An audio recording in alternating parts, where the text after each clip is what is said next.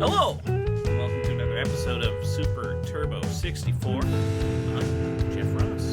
And I am Jason Vanderpool. Thank you once again for tuning in and listening to us talk about video games. That's right, that's what we're here for. That's what we do. So we recorded our last episode about, well, we finished recording in about 20 minutes, half an hour, you know? Yeah. So,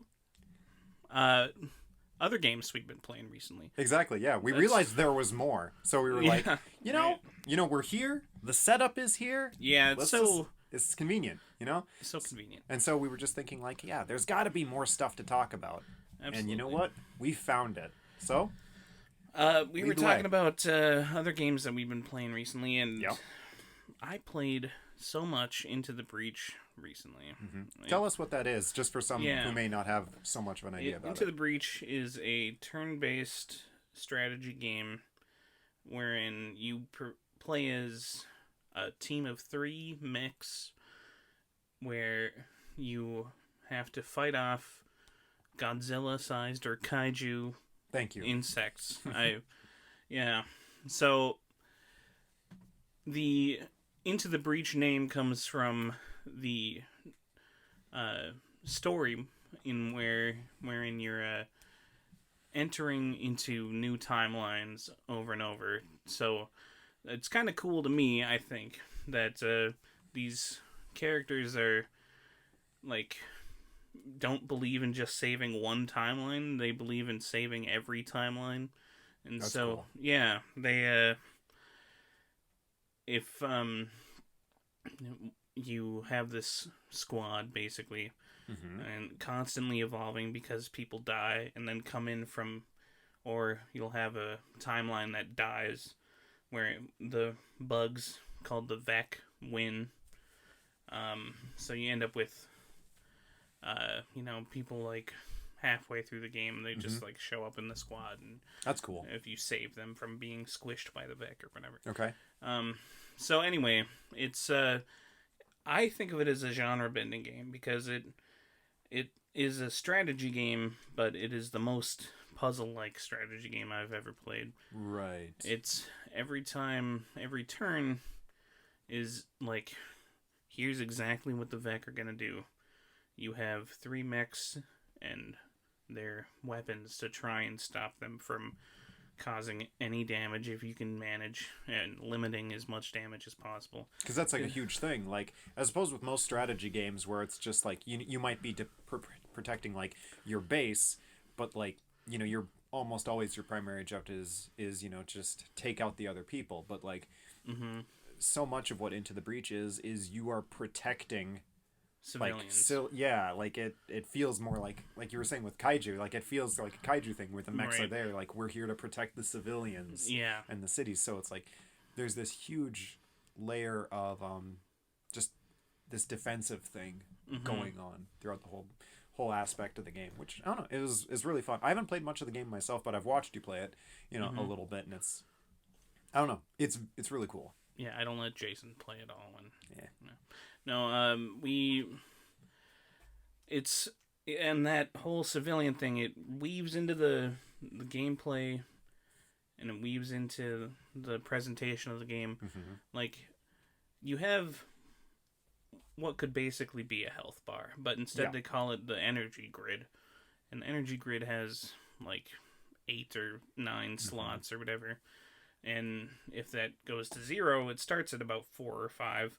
If it goes to 0, you lose. And each building that is destroyed costs an energy grid block. Sure. And so you might think, oh, well, it's a roguelike game, so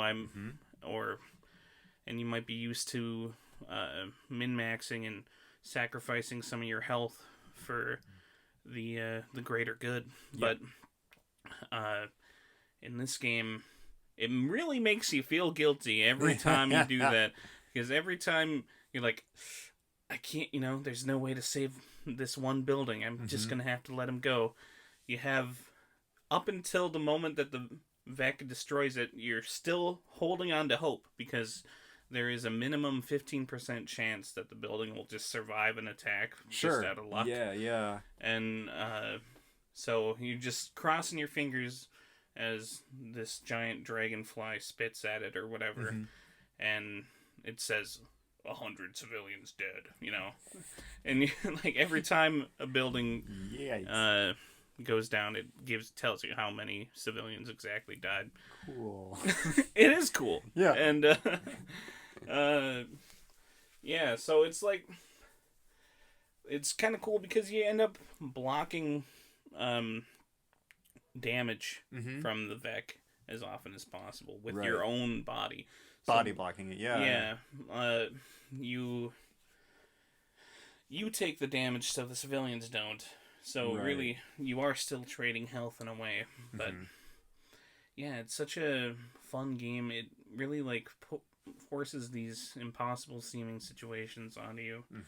And then you have to like deduce a way out if you manage to, and there are a few games where I've seen or felt so many like, that was a great moment. You know what I mean? Right. It just like, oh my god. Like those oh my god moments where like, I can't believe that just happened. Yeah, like I just got out of that situation. Right. It's a good one. Yeah, like so the studio that made Into the Breach, their name escapes me off the top of my head. But they made FTL. Exactly, yeah. So I played FTL, and that was a game that, like most of it, like you've got like most of it you're just looking at like the interior layout of a spaceship. And your objective is to get to the end of this system so that you can relay a message to like, is it the rebellion? Right. Yeah. You're escaping to the rebellion. Yeah. Right? And like and the enemy fleet is like constantly tailing you. And so you have also a lot of that cool moment to moment gameplay. Right. Because it's like, it's another game where you feel the odds immeasurably stacked up against you. It's called Subset Games, by the way. That's Subset. The studio. Thank you. But like what made FTL so compelling is just like, yeah, you could get a cool ship, and you had those moment to moment things of like, hey, here's this event that happens, and it could drastically influence your run. Like a little bit of that RNG is in there. Absolutely. And like the kind of crew that you got, what they did, and like there would be moments of like the incredibly tense space battles where you're like, I can save the ship.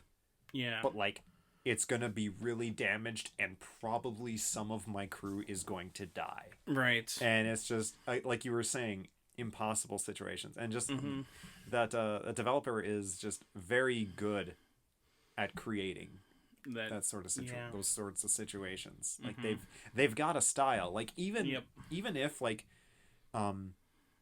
FTL and Into the Breach, like are two very different games. You can feel like the developer, like there's a unifying vision that they go for it in. They even have the same composer who makes some great music, Ben Prunty. Nice. I remember the music in FTL being awesome. Yeah, and it contributes to this kind of sci-fi melancholy feel. And, for real. Yeah. So the game Into the Breach came out in 2018, I believe. Yep. So it's a couple years old. There's a good chance you've heard about it already, but try it out if you haven't. Yeah. But have you played? What else have you played recently? So on the topic of indies and strategy games, I recently, I haven't finished it yet, but I've been playing off and on Wargroove. And Wargroove is another indie game, and for those of you listening who maybe played the Advance War games when you were younger, which was a series of games on like the Game Boy Advance and whatnot, Wargroove is a game that feels very much like Advance War, except it takes like kind of a medieval fantasy angle to it. And it is really like incredibly feature rich. like, you know, you kind of have this thing like, you know, indie games, because of course, like, you know, like 99 times out of 100, it is a really small development team. And so like the games they release are kind of lean and mean, you know? Right. Like they are doing what they're doing really well, but oftentimes they don't have just that sheer amount of like extra stuff in them that you kind of come to expect from like more bigger developers. But Wargroove has continually surprised me in addition to it having like a pretty big story mode. It also has, you know, like arcade mode runs for the various characters that you can play as. It has an incredible local versus mode that, you know, with just a bunch of pre-made maps that you can just like jump in with your friends and just play the game together. There's also a feature where you can build your own maps, upload them. You can play the game online. And plus, like, there's also a really thorough gallery feature. So, like, when you're playing the game's single player, depending on how well you do in missions, you'll get like 1 to 3 stars. And the gallery slowly unlocks as you gain more and more stars. And so, like, the more you play the game, especially if you're playing things at a harder difficulty or maybe just doing really well, like, more of this, like, content that, you know, maybe someone who's really interested in the game would notice, like, it becomes available to you. So it's like a lot of concept art, I don't know, just design stuff. And it's just, it is really cool. And the, like, the animation of it, it's so good. It's got some pretty pixel art. Yes, you know? Exactly. And so that's developed, or the publisher would be Chucklefish. And they've done a lot of other really good and popular indie games recently. And that kind of, it brings us to kind of the main topic of today's episode. It applies more to Wargroove than to Into the Breach, but like with Wargroove, here's an example of a game in a studio that there was an absence in the gaming market for a very particular kind of game, you know? And like Advance Wars, like I said, is what the game is based off of. But there hasn't been an Advanced Wars in a while. You know, I don't really know what the time is, but like, so here's a group of people who are like, okay, these games that we loved aren't being made anymore. So let's just make them ourselves. Yeah, and it's an absence of a game that existed once upon a time. It's not like, you know, this, I suppose that's implied with absence versus like this vacuum or something like that, but it's this something that it's a spiritual successor, right? Yes, exactly that. And sometimes spiritual successors, maybe that's more appropriate for a game that's made by the same person or designer, developer, director, where they go on to make a spiritual successor because it's not a direct sequel, because it's more of a, you know, maybe it's a legal issue that they can't use. Yeah, there's all sorts of factors at play. Like when we were looking up the term spiritual successor and like examples of it, you know, before we started recording, just to kind of make sure if there was anything that we missed. Right. And one really good example is GoldenEye and Perfect Dark. Yeah. So like here's a game both made by Rare where it's just like, yeah, these are made by the same group of people. But it's like, it's not a James Bond game, but it's taking the mechanics and a lot of the stuff that was done there, building upon it, you know. Right. And so there's a lot of games that, you know, we could kind of consider to be spiritual successors in that regard. And it's just that term and that area now is something we're really, really starting to see in the indie scene. Yeah. Like one really big example, kind of a bad example, but like Mighty Number 9. Right. Like, that was Keiji Inafune, who made the Mega Man games, like for he either left Capcom or was fired by Capcom, and so he couldn't make Mega Man games anymore. Mm-hmm. But he wanted to. Right. So through Kickstarter, he made this brand new game that Mm-hmm. like basically anyone who's played Mega Man will look at it and they'll be like, yeah, that's Mega Man, all right. And the same can be said for oh gosh, his name is escaping me, but the guy who has basically made all of the really famous Castlevania games. Okay. After he parted company with Konami, again, he wanted to make another game like this, but he couldn't. Mm-hmm. And so he made Bloodstained, Ritual of the Night, which is a Castlevania in basically every way but the name. Okay.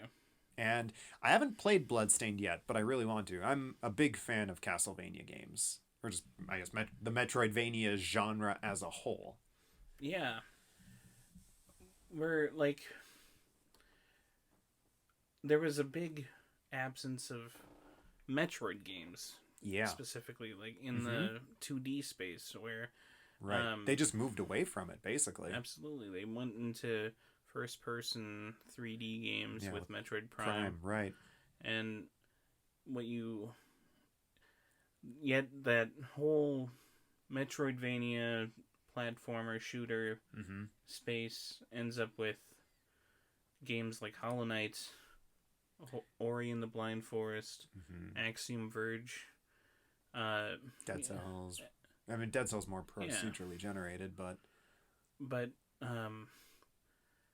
some of these huge indie games that were critically acclaimed, and you have to wonder, like, hey, Nintendo, why didn't you jump on this? Like, right. And they finally came back with a remake of Metroid 2: Samus Returns. Right. Yeah.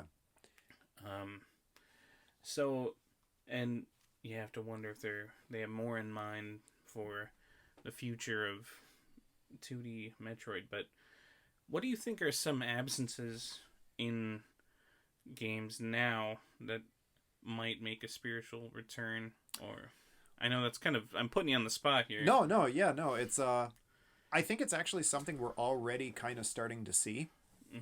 But like we're starting to see 3D platformers. Like one of the first really big things for indie games, especially when indies got big, you saw a lot of 2D platformers. Right. And I think part of that comes from, the people who grew up playing 2D platformers. They had become like old enough, like they reached the age where they could where they could make games now, and they wanted to make games like the ones that they grew up with, the games that made them fall in love with them. Yeah. And so that's why I think we've seen, a lot of stuff like Shovel Knight, Hollow Knight, Ori and the Blind Forest, a lot of the stuff that you were mentioning. But now we're starting to see like another wave of this, where now we're starting to see 3D platformers, like Ukulele and A Hat in Time.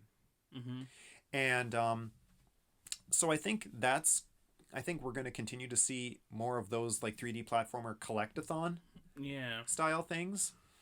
I also think like we're at that point now where it's like a lot of indie games feel like they were something that were made on a Super Nintendo or a Sega Genesis. Right. But we're going to start seeing more stuff that feels like they were made on like an N64 or a PS1. Right. That maybe just look a little better. Right. Like Ukulele feels at home with things like Banjo-Kazooie. So yeah, I would love to see some spiritual successors to like some of my favorite games of the PS1 era. Sure, yeah. Like I mentioned Inafune earlier with Mighty Number 9.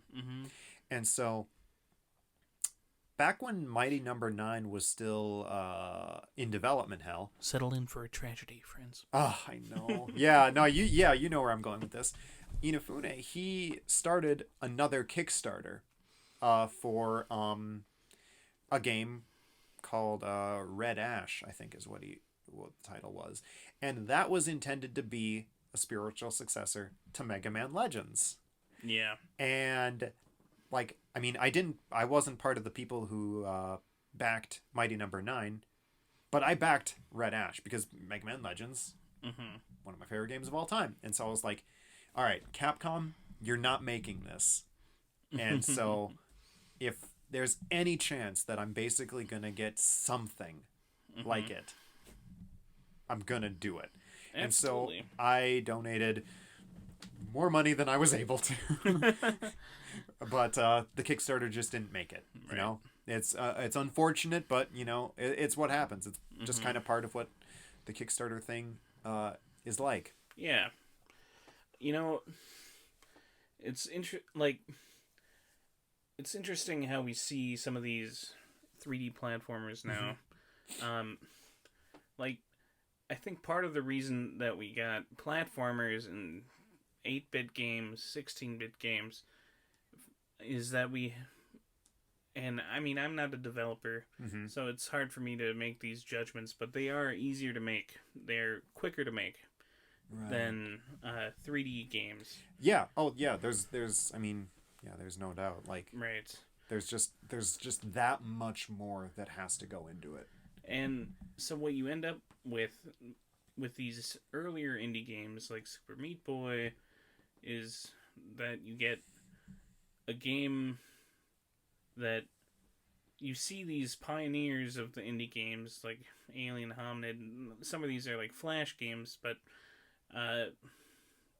what happens is that other developers, soon-to-be developers, are like, oh, this can be done. Indie games are viable. Indie games can be like something that I can dedicate my career to. Yeah. And so I think that it's a natural evolution, just like how we once had a evolution from 18-bit to 16-bit to current genre, you know, current graphics and whatnot. It's naturally going to happen with indie studios. And in fact, it has happened with, you get like A Hat in Time, and now like the biggest indie game that I can think of in terms of release, there's two. You get something like Outer Worlds. That's, you know, independently created, and so was No Man's Sky. Yeah. That was an indie studio that made a big console release. Yeah. Yeah. That was, you know, 3D graphics, procedurally generated and whatnot. But it's interesting to see how... but that's getting off topic from these spiritual successors.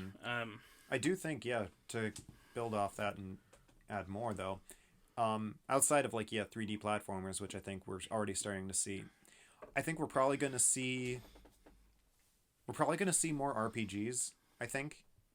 But another thing, I honestly think we're going to start seeing more fighting games. Yeah, and we sort of have already. We are, yeah. We? Like, especially, like, Smash Bros. Like, you've got Brawlout and Rivals of Aether. Yeah, Smash-likes, exactly. And so we're starting to see games like that. And there are some smaller companies out there that are starting to make fighting games. And fighting games are difficult to make, you know? Right. But we are starting to see it. Like, actually, a couple of years ago, Jeff and I, we went to one of the biggest fighting game tournaments that is held here in the States, Combo Breaker. And we actually got to try our hands on a new indie fighting game, Omen of Sorrow. And so here's a game, like, it was made because they wanted to create it, and they felt like this, there was a space for them, you know, so they made a fighting game that was basically all horror movie monsters. Yeah. You know, and that was really cool. That's right. And it connects like Killer Instinct and Mortal Kombat. Yeah. It's nestled like right in between them. Yeah. And sure, there was a new Killer Instinct game, relatively new, you know, but what we had with this Omen of Sorrow is sort of a spiritual successor to the old Super Nintendo Killer Instinct, you know. We're getting games like that like meme animal fighting game, and like right. There was that religious figures fighting game where it's like it's the Jesus same studio, could fight. actually. That doesn't surprise me. Yeah. Yeah, no, we're pioneers. Absolutely. I wonder what we'll see in terms of some of these. Like, I feel like there's some huge targets that haven't quite been hit yet by spiritual successors or like indie successors. Maybe that's more of what we're thinking about. You know, maybe, yeah, that sounds right. Yeah. But you heard it here first, folks. Yeah, right. You get like, what's the indie successor to Zelda? You know, they've had a couple of tries at it. Yes. But none that have quite hit the mark in terms of critical acclaim or public acceptance. Part of that too is you know, I have to say before I forget, Hyper Light Drifter is like a huge example of like a Zelda-like game, sort of, that really hit the mark in terms of popularity, I guess. Yeah. But and that's the thing too with Zelda, especially. Like, Zelda is a game series that almost changes from game to game. And like, you've got like, you know, your kind of classic top-down Zelda. Then you've got like your early 3D Zelda, and now you've got like Breath of the Wild, right, which also feels vastly different. Yeah. Even like the two N64 Zelda games feel pretty different from each other.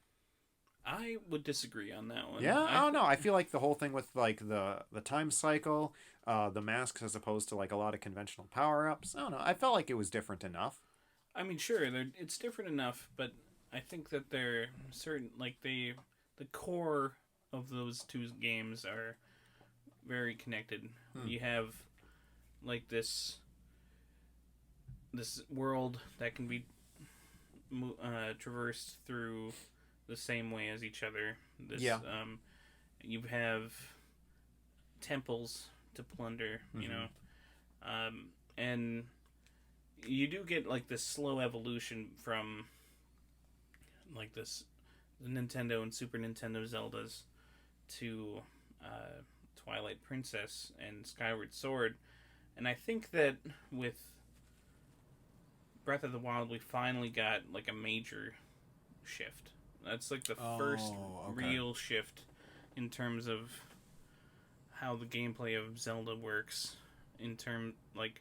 Because with every Zelda game until Breath of the Wild, I feel like the game is 50% to 70%. Well, I don't know. I'm making estimates, but we're back in Math Town. Yeah, I don't want to live in Math Town. I keep walking over here, and you know, the citizens are very nerdy.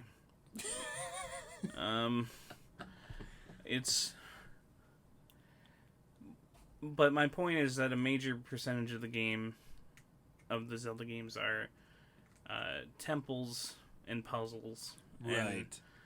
And collecting some sort of MacGuffin to try and like, I have to collect all 8 crystals that have princesses in them in order to get enough power to break down the wall to Ganondorf's house. Hey Ganondorf, I'm coming into your house. Boy, I sound like I've never played a Zelda game before, but that's... Jeff has actually played more Zelda than anyone I know. Just so a little bit of context for that. But, like, yeah, I don't know. I wonder why we haven't seen successors. Like, I feel like maybe they don't need it because we have these current games, or maybe people are like afraid to take a shot at the king in case they might miss. Sure. I don't know.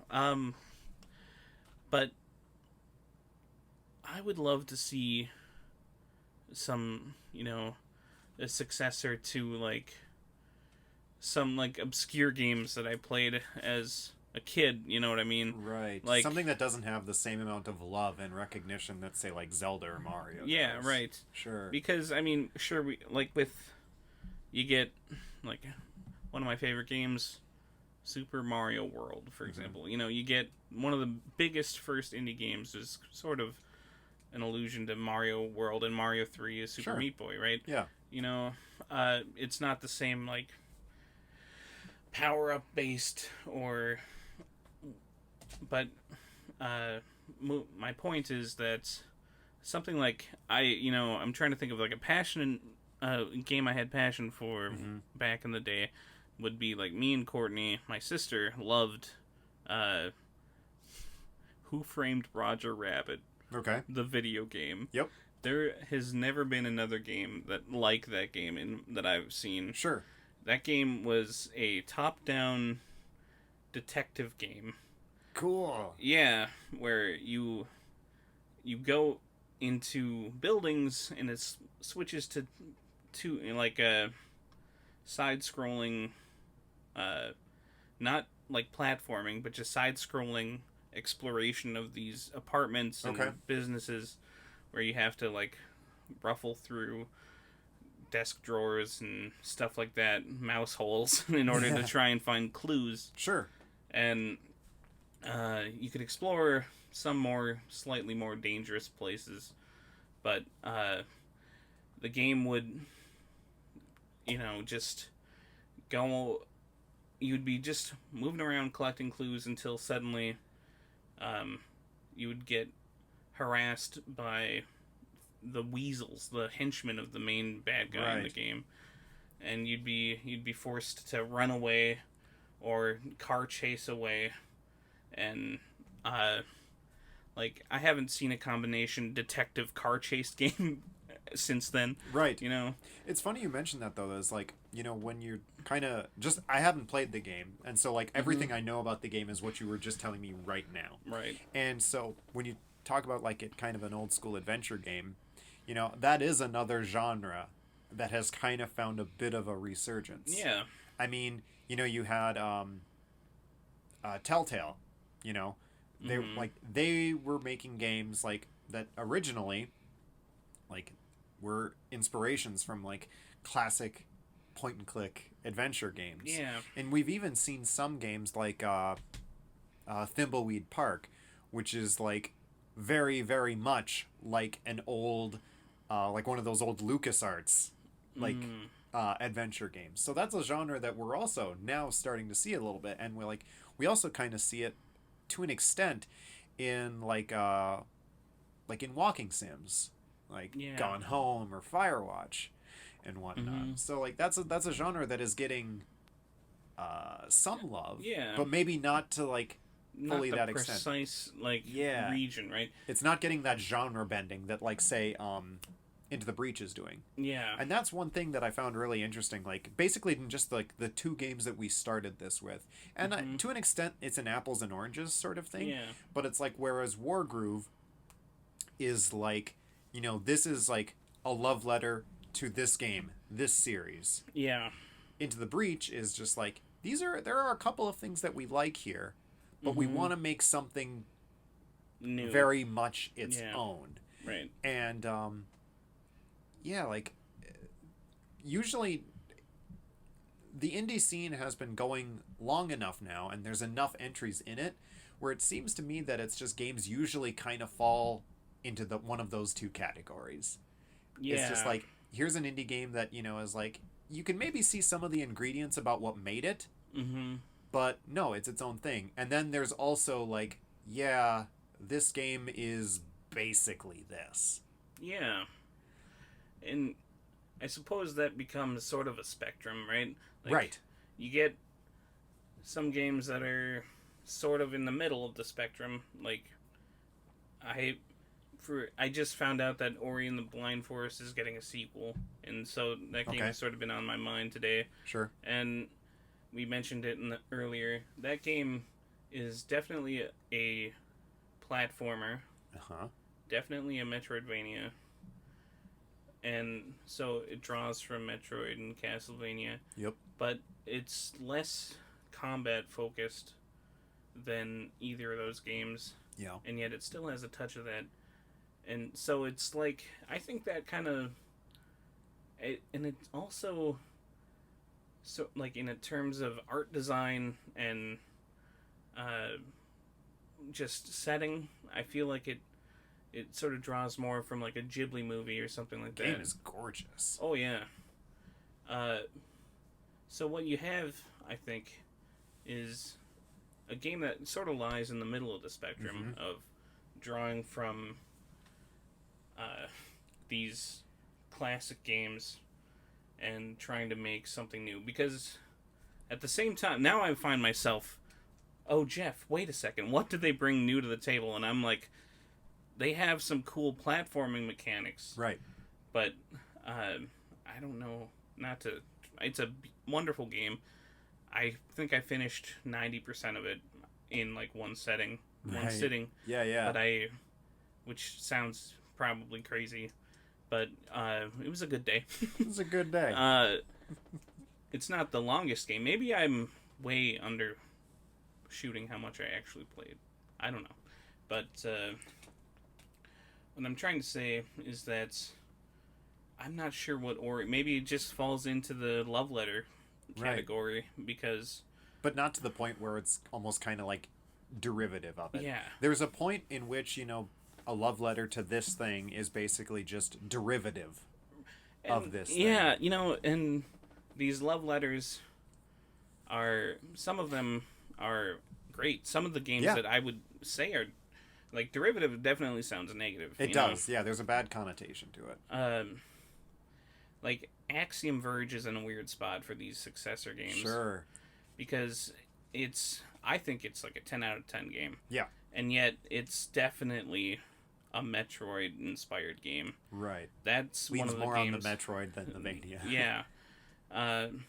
Because it's like they combined the gunplay of Contra and Metroid, and the exploration of Metroid, and the art style of Contra and Metroid, right. and made a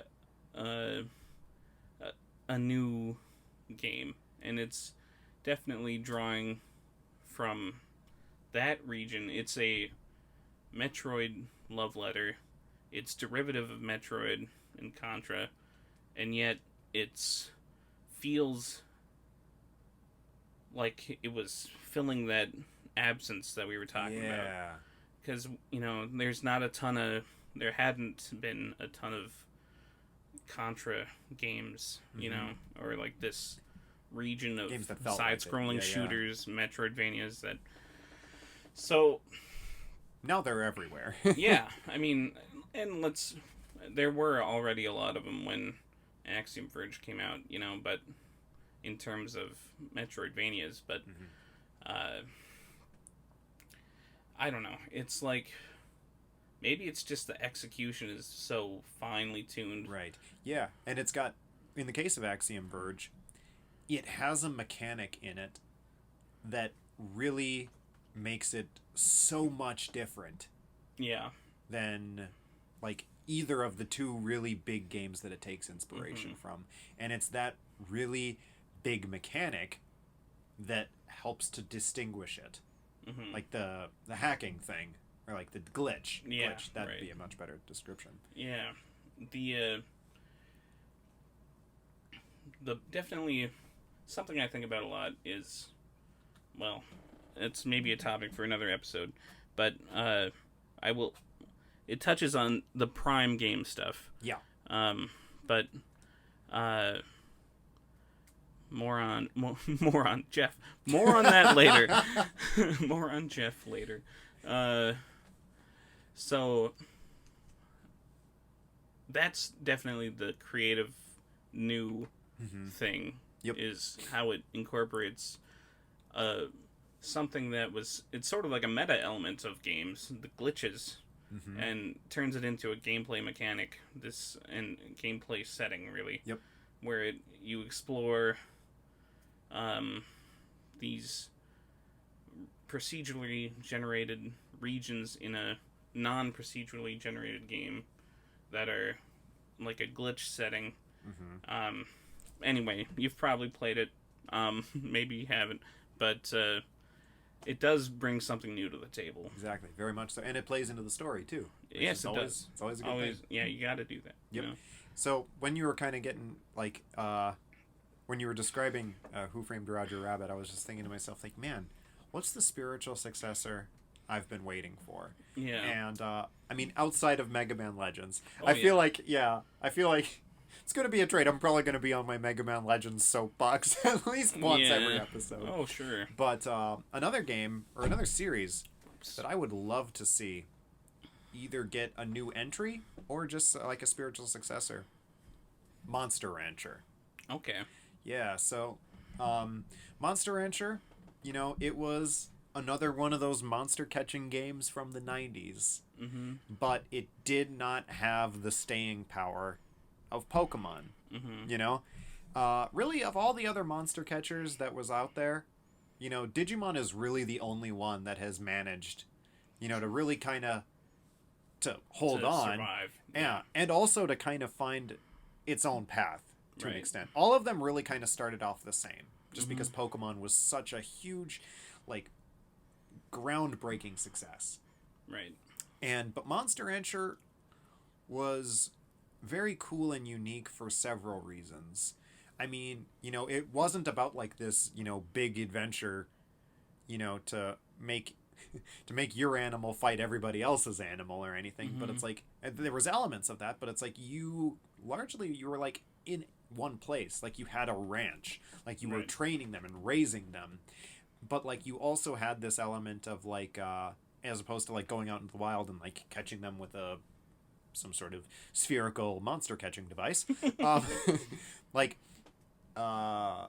you instead, like, say I played most of Monster Rancher on my PS2, and so what you would do is you'd actually open your PS2, take the disc for the game out once you reached a certain stage, and you could pop in like another disc of some kind. Yeah, and I don't know what it was, but something within the algorithm of the game, you know, read the disc that you had, and it popped out a monster. Yeah. Based on what you put in there. And so, like, I'm trying to remember, like, a specific example. Okay, yeah, so I might be misremembering, but, like, do you remember that one post-apocalyptic dragon movie, Reign of Fire? Yeah. So I popped that into my PS2, and I got, like, a little dragon. That's cool. Yeah, so it's like, you know, here's a game that, you know, I felt like you were, like, subverted a lot of stuff in the monster catching realm in a way that was really fun.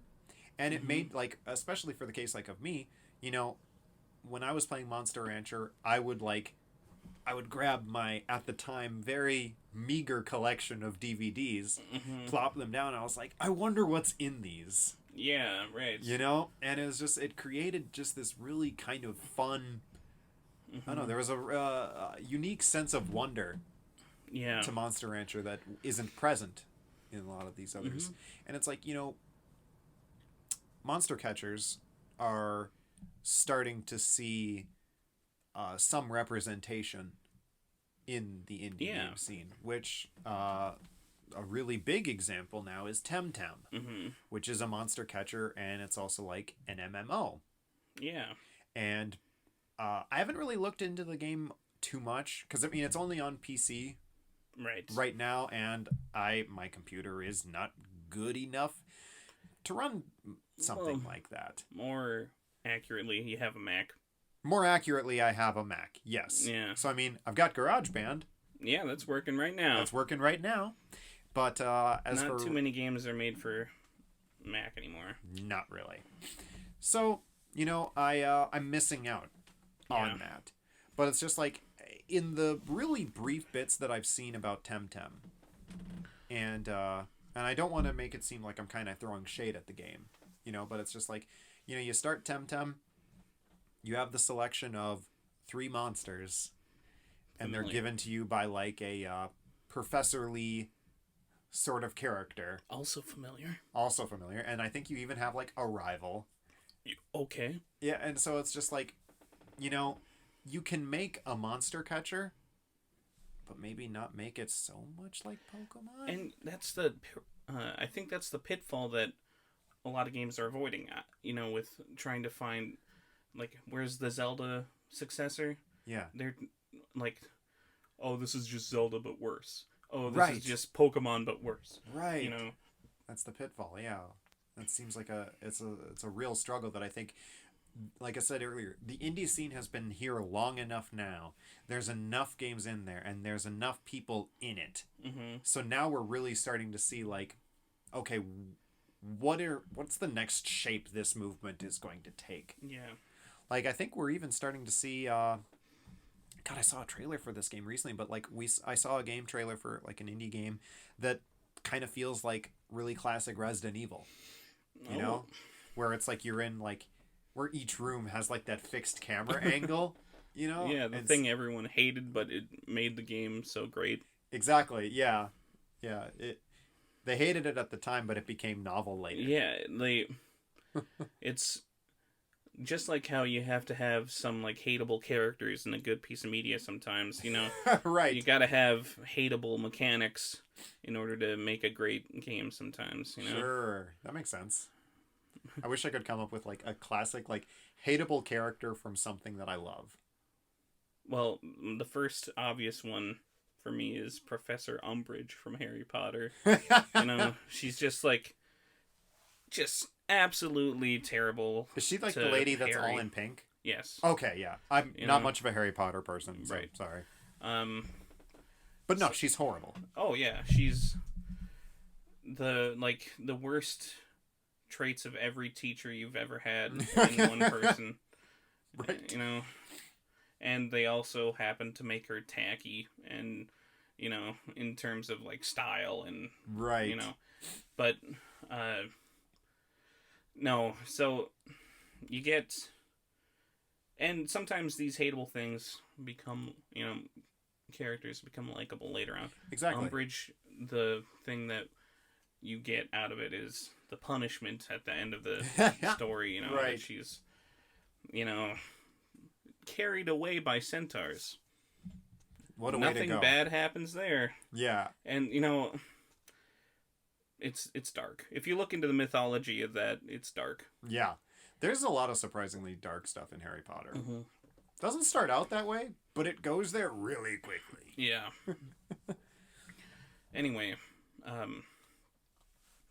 but no.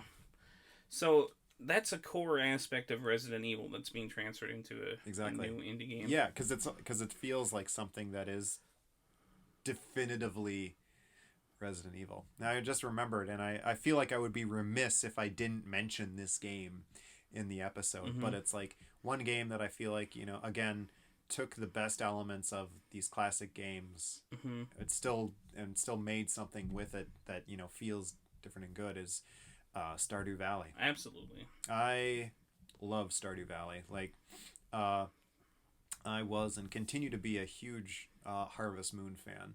Mm-hmm. Harvest Moon Back to Nature on the PS1 still is like kind of it's one of your faves. It's one of my faves. And knowing that there was someone out there who loved the Harvest Moon games that much, like, and it's like a one-person team. Right. Like, just the definition of passion project. Mm-hmm. And so they took the best elements from Harvest Moon, mm-hmm.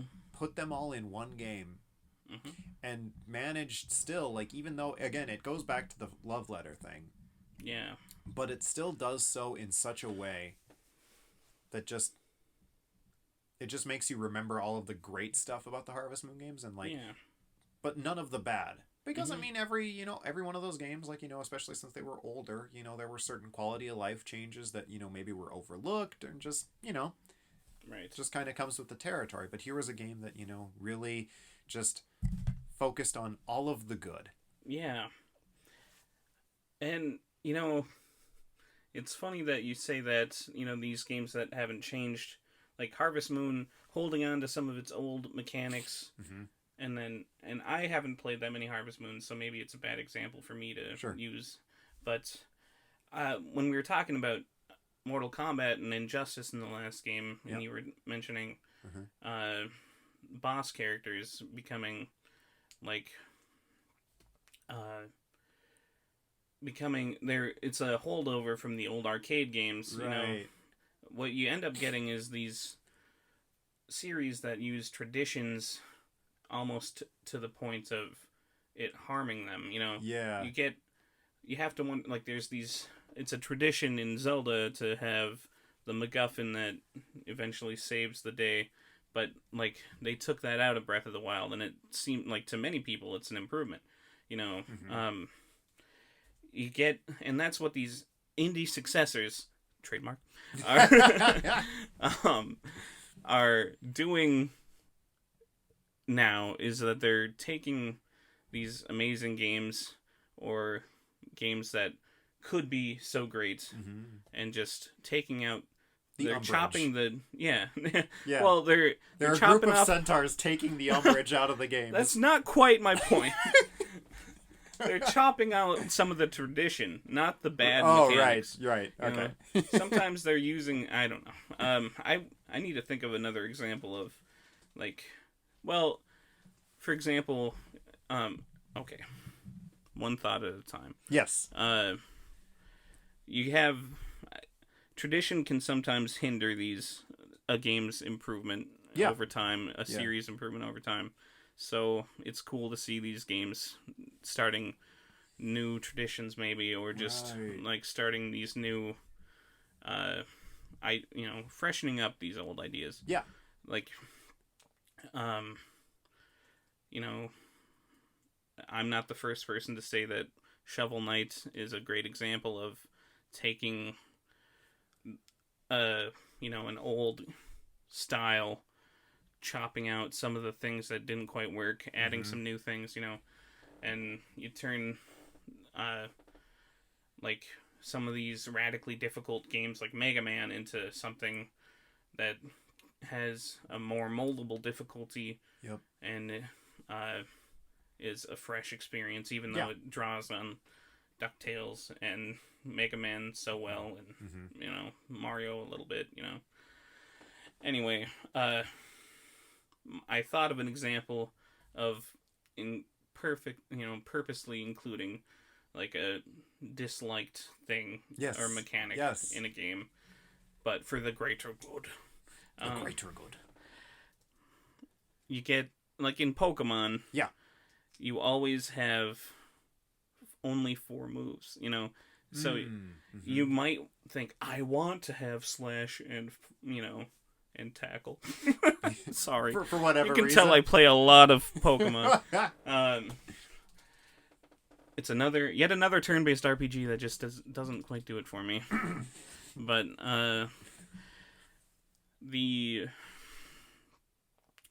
need to, like, I was reading a interview in a Game Informer. Yes, print media. It still exists. Yeah. And they were talking about how they really tested like 3 moves for the new game or 5 moves. And turns for the Dynamaxing, I think. No, they were talking about they considered increasing the amount of moves that each Pokemon could have. I knew they were figuring out the turns for Dynamax, but wow, that's awesome. They said that for the new Pokemon Sword and Shield, they looked at the core mechanics of the game and really tried. They were like, how can we tinker with these to really improve the game? Yeah. And their decision was to not do any of it. That's pretty much Pokemon in a nutshell. Yeah. That's a great example of games where it's just like Are there traditions hindering their improvement? Yeah. Yeah, and it's like, honestly, it could. I mean, Pokemon Sword and Shield does do a few things differently that I really like. But no, again, it's just like, more things change, the more they stay the same. Right. Which isn't always a bad thing, because, like, in the case of Pokemon, when you are going to play a Pokemon game, I think most people, when they come back to playing a Pokemon game, that there is certain expectations, like, about coming back to it. Yeah. Especially since every Pokemon game almost kind of has this thing of, like, it brings some old fans back. like, because there's almost always like a subset of fans who like maybe have missed out on a gen or two, but this one might get them back. And so they might want elements of this to still be here, but maybe elements of this to be different. And so, that's a thing, but that it can be really good. But I do feel like in the case of Pokemon, a lot of times those mechanics are a little half-cocked. Yeah. And that's coming from someone who has played every mainline Pokemon game. And loved most of them. Right. And that's not an accusation, Jason. That's not. No, thank you. I appreciate that. I accuse you of liking Pokemon.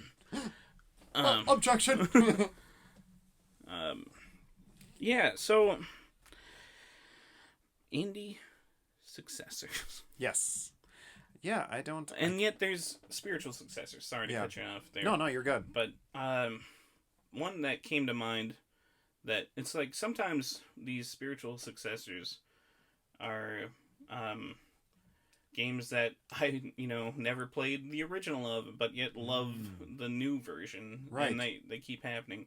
You get Fallout is a successor to Wasteland. BioShock is a successor to System Shock. Yes. What's it called? Oh my gosh. Dishonored is a successor to Thief and other games in that like the classic stealth genre. Yeah. So, I don't know. Maybe we'll see successors to games we love for the future generations to play that, I'll be like, back in my day, Super Mario World was much better than this new Luigi whatever. Luigi's Hell. Luigi's Hell.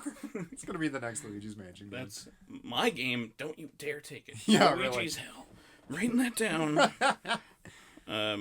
Yeah, who knows? Maybe someday someone will make a spiritual successor to Mega Man Legends. Yeah. Maybe it will be me. Absolutely, Jason. You be the change you want to see in the industry. Hell yeah. Maybe I will. All right, saying it now. I will. If I am able, I will make a spiritual successor to Mega Man Legends. That's the thing, is you are able. I am able. I know. Unfortunately, you've put yourself into this box now, or I've put you in there by manipulating you somehow. Yep. One or the other, because the only thing that you're not able yet. You could be able if you practice and study, and that's applies to anything in life. I think, just barring disabilities and whatnot. So, but yeah, that's the thing. Like, that's honestly like the biggest thing, the takeaway that we can have from this discussion is like the indie scene and like spiritual successors, indie successors, trademark of Jeff Rouse. No, trademark of Super Turbo 64. I'm in it. But like, but they kind of give a lot of people, like myself included, like, you play these games that, people were able to make because they loved a certain thing this much. Like, before the indie scene really started taking off, game making felt completely inaccessible. Yeah. Because it was just like, it was all of these huge studios, like multiple hundred people, just to make this one game. Right. But now we've started to see, like, there are games, made by groups of 5 people. Where even, like, some of the biggest indie games are just made by one person. Yeah, So it's just like, with the right tools and just the determination to do it, like, if you want to, you can make your spiritual successor to Who Framed Roger Rabbit. Oh gosh, now it's on me. I'm putting you in the box, Jeff. I'm in the box. I don't like it here. But yeah, like the stuff is there, and it's like, so playing these games is like really, really inspirational to an extent, because it's just like, yeah, it's possible. Yeah. Like, I really kind of hearken it to, like, with music after a while, like, like music was almost inaccessible for a while, like, because instruments were expensive. and recording equipment was expensive. And now you have people who have made Grammy award-winning albums in their room. Like, it's just like, yeah, it's we're seeing that now, and it's just, I don't know, it is a very interesting time to be involved in gaming. Absolutely. I can't believe that Who Framed Roger Rabbit was my go-to. I would love to see a spiritual successor of this. But that's the thing, is that, like, a lot of the games that I love, Metroid, Mario, they've already got their successors. You know? I guess, and when I think back to, like, what other games did I play a lot that haven't had their successor? Yeah. I'm like, one that just jumped to mind, the Sarge's Heroes, the Army Men. Oh my god, I love that! Yeah, except that game was bad. That game had terrible controls. Yeah. It had crappy environments. It had nothing going for it except for it being a third-person shooter. And it was... Ho, yeah. Yeah. Like, the game is... I miss it. Party time.